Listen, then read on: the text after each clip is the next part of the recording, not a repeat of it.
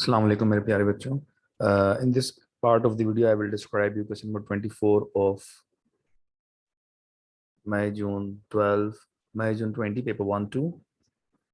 अच्छा जी, इसके अंदर कोऑर्डिनेट ज्योमेट्री की परपेंडिकुलर कंडीशन है और पॉइंट्स ऑन द लाइन वाली कंडीशन है। Okay, the point P H, 7 is lies on the line. When a point lies on the line, that point is called x and y of the equation. It means that the value of x is h and the value of y is 7. What you're supposed to do, you need to replace x by 7, x by h in the equation and y by 7 in the equation 3. Y will replace by 7, x will replace by h is equal to 5. 7 times 3, 21, plus 2 times h is equal to 5. 21 minus 21 हो जाएगा, h is equals to minus 16 upon 2 which is equals to minus 8. यही answer आ रहा है सबका? जी sir. अच्छा जी, then second part, the most important part of this equation. अब ये चीजें समझने वाली, ठीक है, इसको जरा ध्यान से समझना। फर्स्ट पार्ट इजी था। इजी तो ये भी है अगर कॉन्सेप्ट आपके क्लियर हो तो। मतलब the line L is perpendicular to the line 3x plus 2 3y plus 2x is equal to 5 and passes through P. अच्छा जी, मैं इसकी पिक्चर डिस्क्रिप्शन देता हूँ आपको।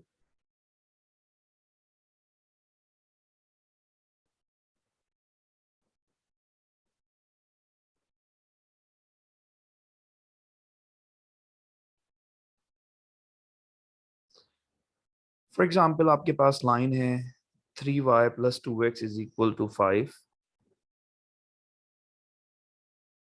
ये रही वो लाइन, ठीक है। क्या लाइन है? 3y plus 2x is equal to 5. Okay, the line L is perpendicular to this line. अब लाइन L जो है वो इस पे परपेंडिकुलर है, इस पे परपेंडिकुलर है, मे बी इस तरह। ये जो ब्लैक लाइन मैंने बनाई है, for example this line is called line L which is perpendicular to the given line. Okay, and this line is passes through P के कोऑर्डिनेट है -8, 7 फॉर एग्जांपल P पॉइंट यहाँ पे, फॉर एग्जांपल अब ये scale not to scale है diagram, तो इसको adjust करना, ठीक है। फॉर एग्जांपल P पॉइंट यहाँ पे, क्योंकि क्वेश्चन में कह रहा है कि जो लाइन है ये पासिस थ्रू P है, P से गुजर रही है। ओके, अच्छा जी, now what you suppose to do if two lines are perpendicular, then हमने लास्ट वीडियो में कंडीशन पढ़ी थी, then product of their gradient is equals to -1 if two lines are sir perpendicular. Yes, very good बेटा Dheeraj. if two lines are sir perpendicular, हाँ बोलो। Sir perpendicular lines एक दूसरे का वो होती है ना, नेगेटिव रेसिप्रोकल। हाँ वो भी कहते हैं इसको। और ये कंडीशन इसकी जो जनरल कंडीशन है इसकी वो ये है कि m1 multiply m2 is equal to -1। तो आपके पास जो इक्वेशन गिवन है उससे आप ग्रेडियंट फाइंड आउट कर लें। पहले आपके पास इक्वेशन गिवन है 3y plus 2x is equal to 5। Gradient कैसे निकालते हैं इक्वेशन से? Can anyone tell me? Sir इसको रीअरेंज करके लिख लेंगे। ग्रेडियंट आप निकालेंगे x को y को सब्जेक्ट बना के। ओके, वेरी गुड, ठीक है। After making y the subject then coefficient of x is called gradient. After making y the subject then coefficient of x is called gradient. Any confusion? तो हमारे पास इस line का gradient आ गया m1 आ गया हमारे पास -2/3। Okay, अगर m1 -2/3 है तो m2 क्या होगा? कोई मुझे बताएगा? Minus minus cancel, m2 is equal to 3/2। Very good बेटा। तो आपको अब लाइन एल का जो ग्रेडियंट था उसको हमने m2 कंसीडर किया था, उस लाइन का ग्रेडियंट आ गया 3/2। ओके, अब जो ब्लैक लाइन है, जो लाइन एल है जिसका हमें इक्वेशन बनानी है, उसके उस लाइन पे मौजूद हमें पॉइंट भी पता है, पॉइंट है पी की वैल्यू है -8,7। और इस लाइन का हमें ग्रेडियंट भी पता है, इस लाइन का ग्रेडियंट है हमारे पास 3/2। Now is there any confusion in forming the equation? अब आप लोग इक्वेशन इसकी आसानी से बना सकते हैं क्या? अब आप लोग इसकी इक्वेशन आसानी से बना सकते हैं? जी सर, वो y इंटरसेप्ट फाइंड कर लेंगे सर। अब क्या करना होगा? सिर्फ y is equal to mx plus C. What is m over here? कोई मुझे बताएगा m क्या है यहाँ पे? 3/2। And what is x and 3/2 y? What is x and y? M is gradient. What is x and y over here? Sir y 7 होगा, x हो जाएगा -8। y 7 होगा और x क्या हो जाएगा? -8। तो y की जगह 7 पुट कर दिया और x की जगह -8 पुट कर दिया। x and y are the points which lies on the line। मैंने काफी बार बताई है ये बात, तो ये बात भूलना नहीं है। 7 is equal to 3 times 4 -12 plus c is equal to 7 plus 12। क्या आंसर आ गया बेटा? 19। 19। तो इक्वेशन बन गई लाइन एल की y is equal to m x plus c होता है, आपको m भी पता है, m था 3/2 और c आया 19। एनी कंफ्यूजन मेरे प्यारे बच्चों? कोई मसला? आसानी से समझ आ गया? इस तरह की कंडीशन में पिक्चर डिस्क्रिप्शन कर लिया करें आप लोग, ठीक है? साइड में एक रफ डायग्राम बना लिया करें ताकि आपको समझने में आसानी हो। ओके, पहले आपने ग्रेडियंट फाइंड आउट करना होता है, फिर वो जिस पॉइंट से गुजर रही होती है इक्वेशन वो उस लाइन का एक्स वाई होता है, फिर आपने सी फाइंड आउट करना होता है।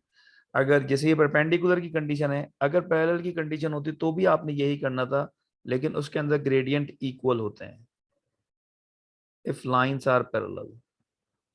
ये मैंने लास्ट वीडियो में इसका डिटेल लेक्चर मौजूद है। इफ लाइंस आर पैरेलल तो आपकी जो ग्रेडियंट होते हैं वो इक्वल होते हैं।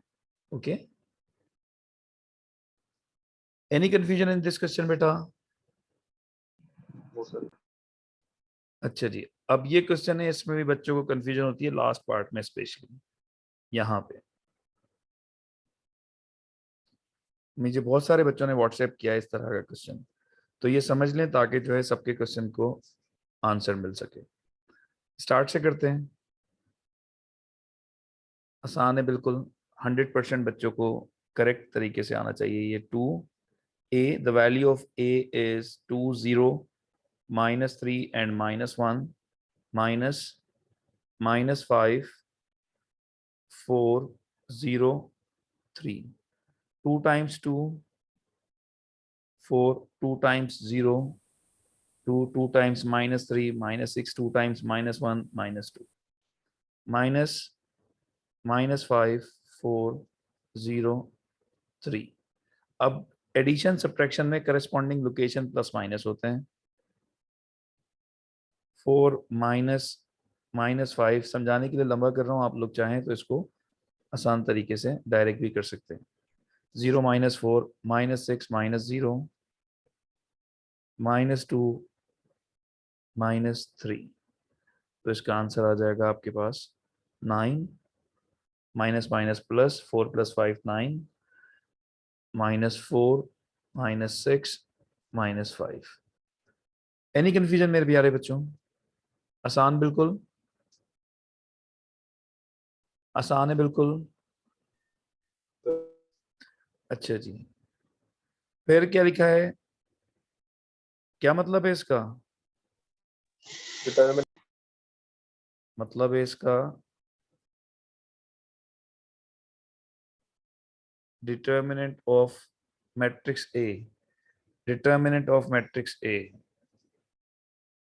मैट्रिक्स है 2 0 -3 एंड -1। इसका डिटर्मिनेंट डिटर्मिनेंट ऑफ ए कैसे निकालते हैं डिटर्मिनेंट बेटा? सर वो ए डी और फिर माइनस वो करते हैं बी सी। क्रॉस मल्टीप्लाई करते हैं और बीच में हाँ वो दोनों डायगोनल। माइनस का साइन लगाते हैं। -1 और 2 मल्टीप्लाई होगा और -3 और 0 मल्टीप्लाई होगा। ओके,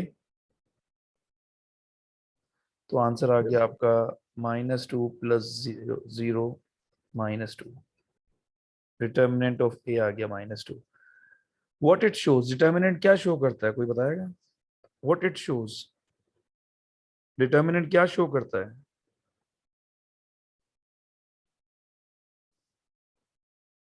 कोई भी बच्चा मुझे बता सकता है कि आ सकता है, ये इससे पहले नहीं आया सवाल, आ सकता है इस बार।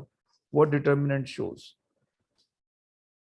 Determinant shows either the matrix is singular or non-singular. If determinant is non-zero, then a matrix is said to be non-singular. If determinant is zero, then a matrix is said to be singular. और singular matrix होता है तो उसका inverse possible नहीं होता। अभी जो determinant है नॉन जीरो है, तो ये शो कर रहा है कि नॉन सिंगुलर मैट्रिक्स है ए, और इसका इन्वर्स हो सकता है। ओके, अब इसका इन्वर्स निकालते हैं। इन्वर्स की क्या क्या फॉर्मूला है इन्वर्स का?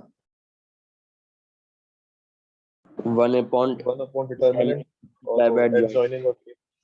1/determinant of a into adjoint of a।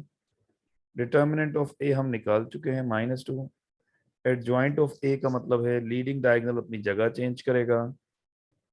Leading diagonal है हमारे पास तो बाकी दो अपनी साइन स्विच करेंगे। -1 और 2, इन्होंने अपनी जगह चेंज कर ली, जो मैंने येलो हाईलाइट किया हुआ है ये अपनी जगह चेंज करेंगे, और जो सेकंड डायगोनल है वो अपने साइन चेंज करेंगे। +3 और 0 प्लस में लिखे हैं माइनस में लिखे हैं, एक ही बात है। तो ये इसका आंसर आ गया। आंसर आया -1/2 -1 0 3 2। ठीक है, मार्क्स देखो 1 मार्क होगा इसका, डिवाइड करने की जरूरत नहीं है अभी ना। ठीक है, और करके आप कर सकते हैं फिर, क्योंकि आगे इसको मल्टीप्लाई करना है इसलिए मैं इसको डिवाइड नहीं कर रहा हूँ। +1/2 0/2 -3/2 -2/2। ठीक है, इस तरह भी कर सकते हैं आप लोग, कोई इशू नहीं है। लेकिन अगर आप यहाँ पे भी आंसर दे दें तो आपको पूरे मार्क्स मिलेंगे। Okay, now the last part जो कि हमने समझना है आज, जो कि सबसे इम्पोर्टेंट है, और बहुत सारे सवाल आते हैं इस पार्ट के। बहुत सारे बच्चे क्वेश्चन पूछते हैं बार बार। देखो, I have discussed earlier in the class के matrix multiplication is not commutative. Matrix multiplication is not commutative. इसका मतलब होता है कि मैट्रिक्स की मल्टीप्लिकेशन में अगर मैट्रिक्स आगे पीछे हो जाएं तो आंसर सेम नहीं आता है। ठीक है, तो इससे क्या फर्क पड़ता है, सवाल ये आता है इससे क्या फर्क पड़ता है। जैसे हम नॉर्मली एक चीज मल्टीप्लाई हो रहा है उधर जाके डिवाइड हो जाता है, तो वो कोई इशू नहीं होता अगर कम्यूटेटिव हो, क्योंकि नंबर्स की मल्टीप्लिकेशन कम्यूटेटिव होती है, उससे कोई इशू नहीं होता।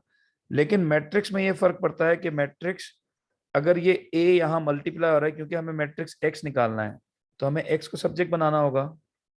हमें एक्स को क्या बनाना होगा?